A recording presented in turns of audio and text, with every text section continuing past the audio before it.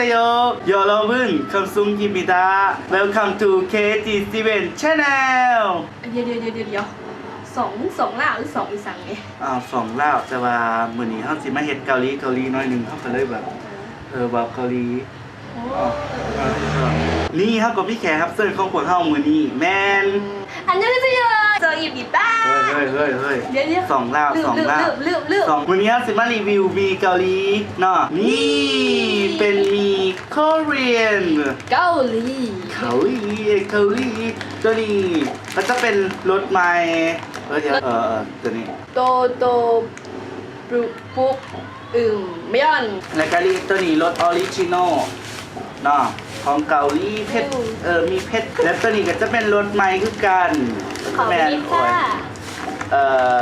รถมาละแม่นบอก มาละอะไร มาละก็คือ มาละมาละอันแหละ มาละ นี่เขาสิลองซิมี3รถนี่วัดอะไรแต่เนาะโอเคต้องมีกัน ไปเลย เอาอีกตอนนี้คือนั่งขันนะเพื่อจะตกนี่3รถตอนนี้เฮากระทานให้น้ำฟดนอกเพื่อจะเอามีทมลงพายตก기다려세요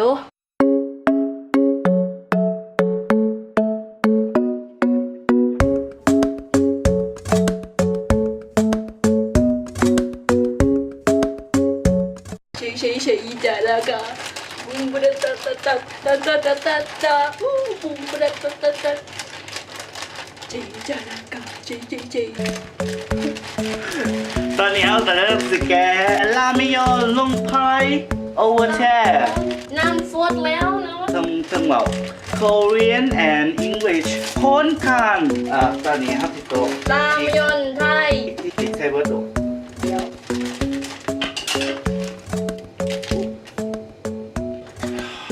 ฟังเสียงมันพอ มันกระตุกได้หลายสองสิครับ ลดเวลาซองใส่กันเลย อ่ะ จะใส่เป็น ก็ สีมันจะบุกกัน จะเลยลามะสีมันบอกคือกันเนาะเนี่ยออกซะแบบสีมันบอกคือกัน ซอยในกว่าออกมาได้สีมันบอกคือกันเอาดีๆเด้ มีอันนี้อยู่ สีมีมันบอกคือกันเนาะเพราะว่าตัวหนึ่งรถต่างตัวหนึ่งแมนบุญรักตัวหนึ่งแมนโกโก้โคเคิล เดี๋ยวพี่จะอะไรเขา ข่าวว่าพิษกับขออภัยเริ่มมี โอมาซึมิตา ใช่ปะ ขอบใจ นี่ตัวนี้แมนบุญรักเนาะตัวนี้แมนโคเคิล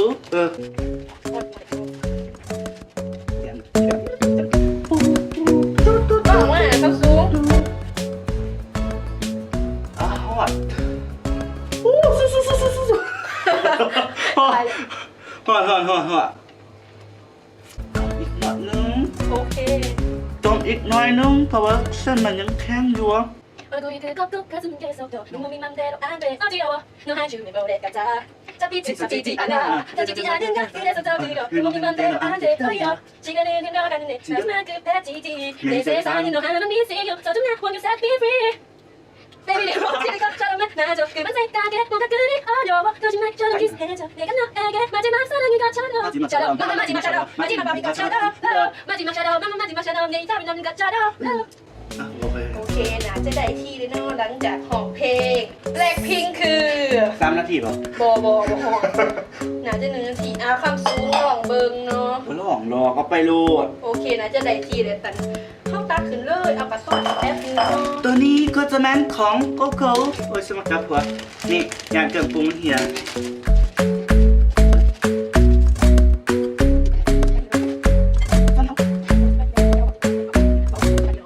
ตัวนี้ห้าสิบพักไว้แป๊บนึงเอาใส่หนักก่อนบอกมันสีแห้ง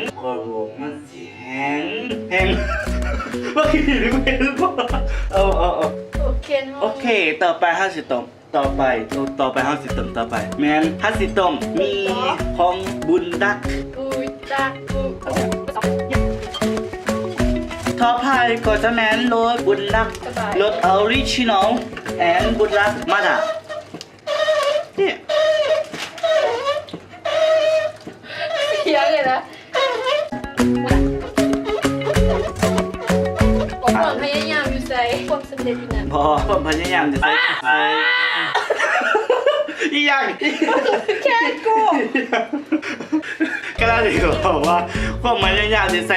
ความไปแดกอยู่นะ เที่ยงอาจจะเหตุแห่งทานผู้ส้มต้องใจเป็น โอ้ยเป็นดำเพีย แล่ กินไหนตัวกินไหนตัว เนี้ยมันหลายตีน โอ้ยเจ๊มันหลังบอกเลยว่าหนามันหลังตีน อุ้ยชาแนลมาลาดิสันไฟยา Today we are in with Korean เขาเรียนฮันกุ๊ก ฮะ ประเทศเกาหลี เอิ่ม เขาเอิดฮันกุ๊กนอดแล้วภาษาเกาหลีเฮาว่าฮันกุ๊กกอดแล้วประเทศลาว ประเทศเขาเองเนาะ ประเทศลาวเนาะกะเอิดว่าลาโอซือ ลาวสื่อก็คือแบบลาวแหละแต่ว่ามันมี3ตัวเนาะลาวสื่อเหมือนภาษาลาวเลย ลาโอซือออ ลาวสอง อีฟางรุ่นน้องเขาเอง เคยสอนมาอันนี้แสบเข้ามาอีก็ซึนมาชิซึมนีดาอีก็ซึมมาชิซึมนีดาส่วนแสบที่ซื้อก็อาจจะแบบว่ามาชิดเนือนได้ละบอนี่ ไล่เด็ดที่บ่อลูกเอ้ยหาเพิ่งมึงนะ ตอนนี้กลายเป็นรูข้ามสูงเป็นเลย คุณจะสัดส่วนไม่ออกไงเอ้า สิบวันเนาะเดียว เส้นนึง สิเดียว มันหลอนเห็นบ่มันหลอนโหเธออ้าถอกอยู่โอเคไหน เตะเอาเตะลืมไปอ๋อเตะเป็นจังได โอเครู้สึกทางโน้นนี้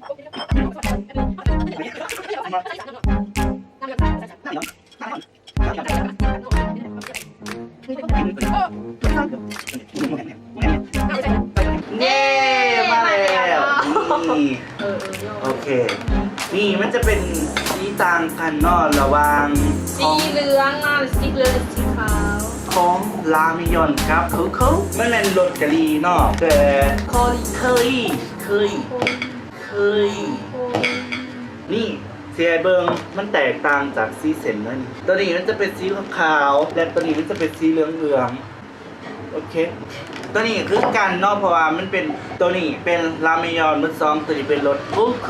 เคครับลงเครื่องใส่เครื่องไม่ถูกไม่ถูกไม่ถูกต้องไม่ถูกกับไม่ถูกไม่ถูกไม่ถูกถูก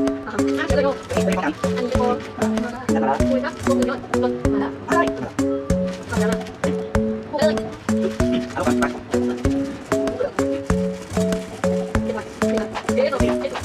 ตัวนี้ก็จะเป็นเฮดเนาะใส่น้ำเตี้ย น้ำปูมันบอกจีบก่อนโอ้ยโอ้โห ว้าว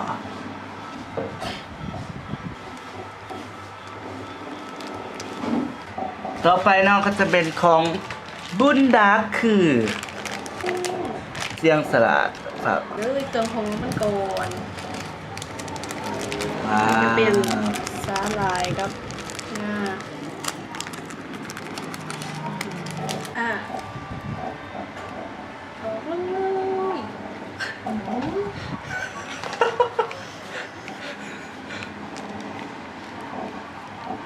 ต่อไปก็จะเป็น โคโคเนาะบุกอึมยอนท่านผู้ชมเคยได้ยินเพลงนี้บ่ I'm in love with the coco I'm in love with the coco. I'm in love with the coco.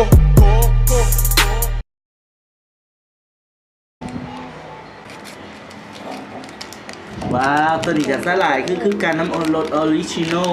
ของบุญดักเนาะ อันนี้ไม่คูณสอง บเป็นคูณสอง กะดีเนาะ รถกะลีรถกะลีบอกซะแบบกะลี ว้าผู้ถ่ายแล้วทงนี่โอ้จริงกันเลยเนาะ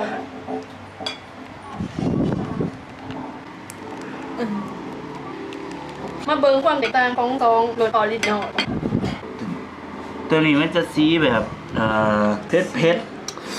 น้อยหนึ่งเนาะตอนนี้มันจะเป็นแบบสีคือเลือดแน่ แต่ แบบ เซนมีนี่ก็ต่างกันเนาะนี่ออกสีเหลือง ก็จะเหลืองแบบโอเค ตัวนี้แบบสีขาวๆน้อยหนึ่งเนาะ แต่ก็มีความเหลืองนะ ตอนนี้เขากับสิไปโคนกันเลย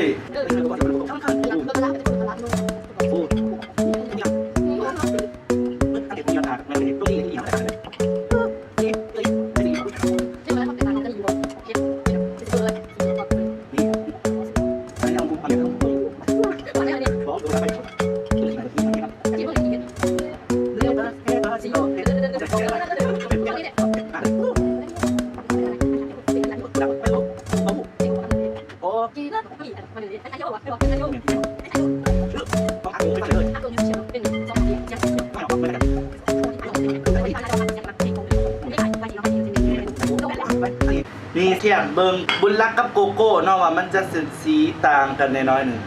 เห็นบอกตัวนี้จะสีแสดกว่าตัวนี้จะสี ระวังเด้อระวัง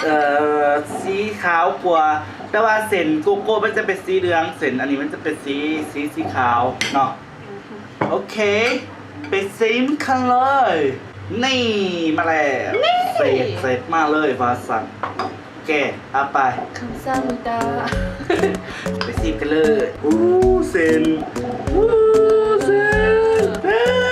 ตอนนี้จะเป็นรสออริจินอลเนาะเซนถือมือกูเด้อเซน How was your feel มาชิดเนินมาชิดเนินมาชิดด่าน โอเคนะต่อไปก็จะเป็นรสโคโค่ โอ้โห ปุ่น โกโก้ออริจินอลเนาะรสออริจิ โก นอล โก้ ประมาณ วิจิโน ไปสิบเลย อ่ะ เห็นบอก เลย เส้นมันจะเป็นสีแบบ สี บหลาดปันไหนม แตกเลยเนาะ วู้เสร็จจังเลย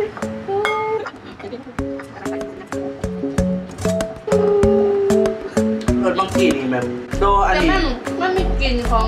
กะหรี่นิดนึงกลิ่นกะหรี่กลิ่นเขาปุ๊บมันสีคือกลิ่นจางนิดนึงหอมมันอะหอมแห้ง แม่นบ่เผ็ดแต่ว่าหลาดเนาะหลาดตี แต่ว่าความเข้มข้นเนี่ย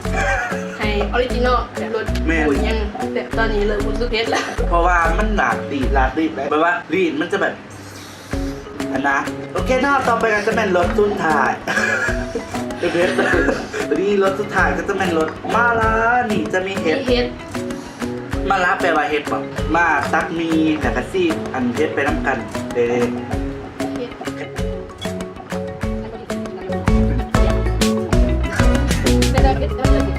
เนี่ยรักน้องผมจะทำน้องผมเป็นอะไร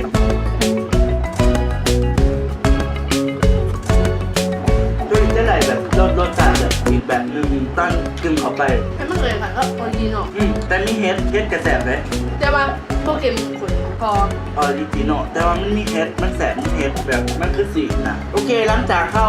ลองซีมซ้ำรสดีมาเนาะเข้ากะสิลองว่ารสตัวไรแสบเนาะ แซ่บ โอ สุด เค สำหรับ2คนเฮาเนาะ ว่ารสไรแสบ สำหรับตัวเขาเองเราคอยคิดว่าออริจินอลแซ่บสุดกว่ามากความเค็มข้นของมันแต่ก็บ่เผ็ดโผดเป็นคนที่มักกินเผ็ดปานใดก็เลยมักออริจินอลเลือกให้แซ่บสุดเนาะ โอเคสำหรับโตซูมเองซูมว่ารสเห็ดเนาะเพอมันมีเห็ดคือแบบสีเนาะกินเข้าไปแต่ว่าเห็ดมันจะหายหน่อยเนาะซัมพงนั่นแหละ ต่อเด้อ โอเคเนาะเป็นจังไรเนาะคลิปวิดีโอนี้การถามให้เบิ่งแบบอย่าลืมกดไลค์กดแชร์กด Subscribe มันสิขึ้นมาอีกแล้วเนี่ยอย่าลืมไปกด Subscribe 2เพิ่นเด้อนี่มันสิขึ้นมาอีกซื้อสวงของเพลงบ่ต้องเพลงร้ายกด Subscribe กดไลค์เพิ่นแน่เรื่องของเพลงม่วนบ๊ายบาย